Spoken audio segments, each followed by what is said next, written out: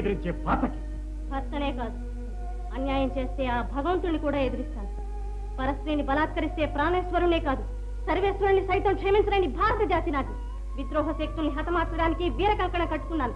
రాజ్యాన్ని రాజకుమారిని రక్షించడానికి ప్రాణాలైనా బలి చేస్తానని ప్రతిజ్ఞ తీసుకున్నాను. తీసుకున్నాను. ఆడదానికి ఉండవలసిన సిగ్గు, లజ్జ, భయం, భక్తి వదిలేస్తానని కూడా ప్రతిజ్ఞ తీసుకోలేకపోయా. అన్నిటికీ తెగించిన బ్రహ్మరాక్షసి. అవును, హృదయంలో కరుణ, ఆదరణ లేని కటిక దుర్మార్గుని ప్రేమించినందుకు అంతకంటే మంచి పిల్లలు ఎలా నోచుకుంటాను? ఏ దుర్మార్గుణ్ణి తెలిసి కూడా ఎందుకు ప్రేమించావు? ప్రేమించాను. ఎడారిలో నందనవనం నాటడానికి ఎంతో ప్రయత్నించాను. ఇష్టమైన వాణ్ణి దుష్ట మార్గం నుంచి తప్పించడానికి తాపత్రయంతో తప్పించాను. ఆశించి మోసపోయాను. ఆపు. కళ్ళతో మాట్లాడి కామబాణం వేసి పెళ్లి చేసుకున్నది చాలక కథలుతున్నావు కథ. అవును, కథగానే ముగిసింది. ఉరికంబానికి పోయే పరమ పాతకుణ్ణి విడిపించి పెళ్లి చేసుకోవడం కథగానే ముగిసింది. కన్నీటి కథ, సిగ్గుచేటైన కథ. స్నేహితురాలి ప్రియుడికి దేశ బహిష్కారం చేయించి పచ్చి మోసగాడికి పట్టం కట్టించిన కథ. పార్వతి, నా కోపం తెప్పిస్తున్నావు, జాగ్రత్త. ఇంకా దేనికి భయపడేది లేదు. మీ పెదవుల మీద చిరునవ్వుల కోసం ఎదురు చూసిన కాలం ఎప్పుడో వెళ్ళిపోయింది. మిమ్మల్ని ప్రేమించి పెళ్లి చేసుకున్న పాపానికి ప్రాయశ్చిత్తం చేసుకోవాలి. చేసుకో. ఇప్పుడే రాజు దగ్గరికి పోయి నీ భర్తే నిజమైన దొంగని చెప్పుకో.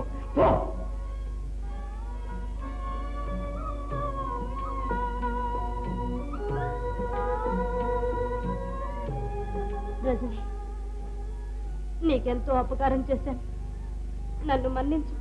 పార్వతి, నాతోరా, నీకు ఏ ఆపద రాకుండా చూస్తాను. వద్దు పార్వతి, వాడిని వెతుక్కుంటూ వెళ్ళాను. రజని, నీ ప్రియుల్ని దేశం నుంచి వెళ్ళగొట్టడానికి నేనే కారణం. అతన్ని మళ్ళా నీకు అప్పచెప్పే బాధ్యత కూడా నాదే. రా, నాతో రా రజని. పార్వతి, నాన్నగారి మొహం చూడలేను, రహస్యంగానే ఉండవచ్చు. రా రజని, రా.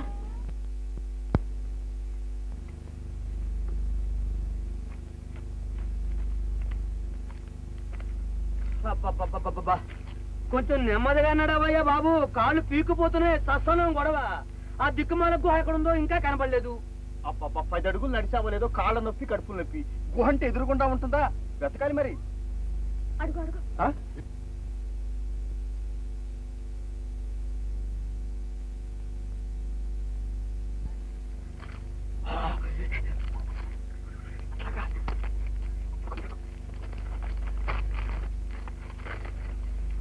అయ్యో అయ్యో, ఎవరైనా రండి బాబు.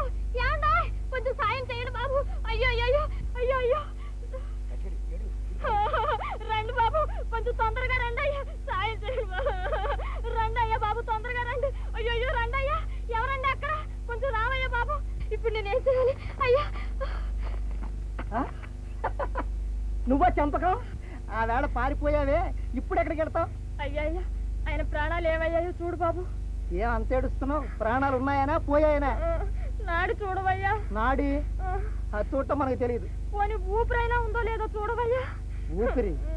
వీడి ఊపిరి పోయి చస్తేనే నేను నిజంగా అదృష్టవంతుణ్ణి. అయ్యో, ఇంకా నుంచుని చూస్తావేమయ్యా, వంగి చూడవయ్యా. సరేలే, సరే. అయ్యో, నాడి సరిగ్గా ఉంది. అబ్బా, ఏమిటి చంపకం వేళ కూడా? పిలవ పెట్టకుండా సమయానికి వచ్చావు.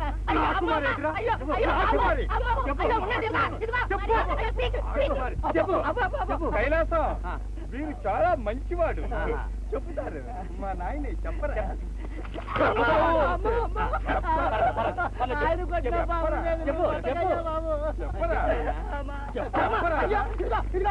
ఒకళ్ళు పట్టండి, ఒకళ్ళు అడగండి. చెప్పరా అంటే రాజకుమారి ఎక్కడుంది?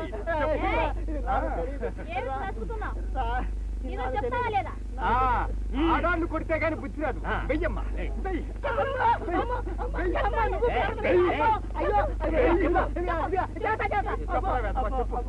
రాజకుమారిని ఈ గుహలోకి తెచ్చిన మాట నిజమే, కానీ ఇప్పుడు అక్కడ లేదు. మరి ఎక్కడ నగరానికి వెళ్ళిపోయింది. మోసం లేదుగా?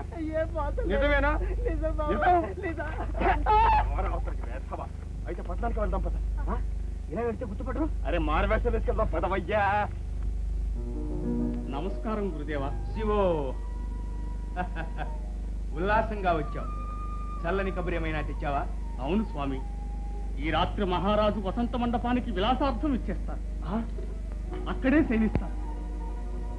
చక్కని అవకాశం. నాగన్నా, కావాలి ఎవరు? నేనే స్వామి. స్వాహ. వెతకబోయిన తీగే కాలికే తగిలింది. రేపు ఉదయం రాజాస్థానంలో ఆ 3 పీఠాలు ఖాళీగా ఉంటాయి మహామంత్రి. అర్ధరాత్రి వేళ అలంకరించటానికి వస్తాను. అశ్రద్ధ చేయకుండా అన్నీ కట్టుదిట్టించి. చిత్తం స్వామి. విజయీభవం. వెళ్ళిరా. ఎన్నాళ్ల నుంచో కంటున్న కళ ఈనాడు ఫలిస్తుంది. రాజా, నేను చెప్పిందల్లా తప్పన్నావు. నా ఆదేశాలకి అడ్డు చెప్పావు కదూ. ఆ అడ్డు తొలగిపోతుంది. ఇక నా అధికారానికి ఆటంకమే లేదు. శివో శివో. నాన్న, నాన్న, ఏమిటి నాయనా? ఏం జరిగింది? పార్వతికి నా ఆశయాలు నచ్చడం లేదు. ప్రభుత్వానికి నన్ను పట్టిస్తుందేమో నన్ను అనుమానిస్తున్నాను. అవును, దాన్ని హతమారుస్తేనే గారి నా ఆశయం సిద్ధించు. ఆ పాపాత్మురాలను అంతమొందించడానికే నిశ్చయించుకున్నాను.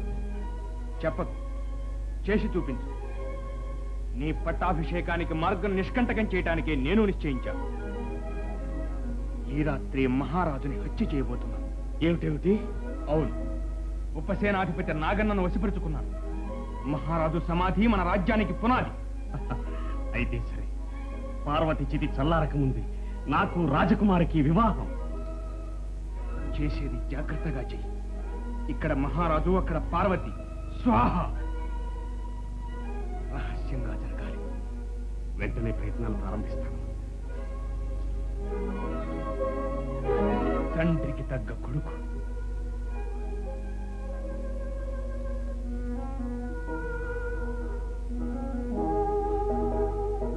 పార్వతి, పార్వతి, పాదసేవ చేయడానికి నీ భక్తుడు పరిగెత్తుకుంటూ వచ్చాడు. మౌనం కూడా మనోహరంగానే ఉంది.